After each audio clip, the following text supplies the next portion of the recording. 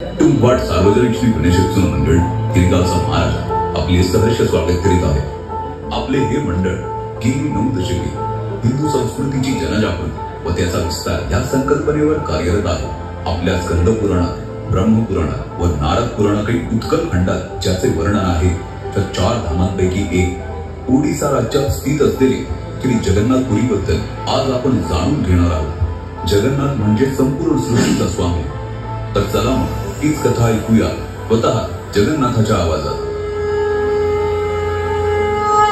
मी आहे जगन्नाथ, तोच तो युगानुयुगे रथावर आरूढ होऊन पुरी नगरीतून मार्गक्रमण करत आहे।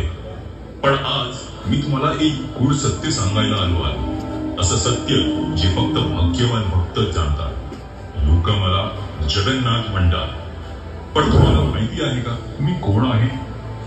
मी तोच आहे जो द्वारकेत कृष्ण होता, तोच ज्याने अर्जुनाला गीता सांगितली, राधेच्या प्रेमाला ईश्वरत्व दिलं आणि अधर्माविरोधात धर्माचं रक्षण केलं।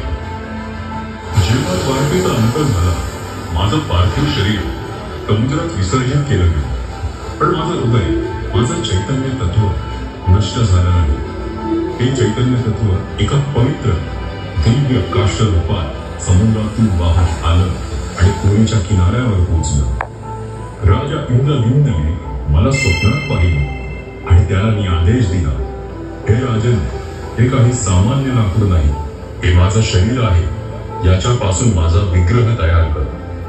त्यावेळी एक वृद्ध पुरुष प्रकट झाला।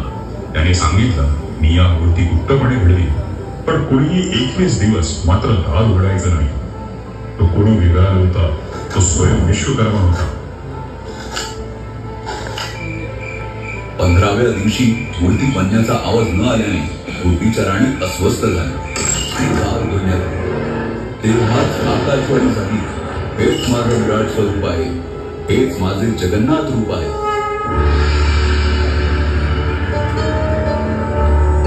गणपती बाप्पा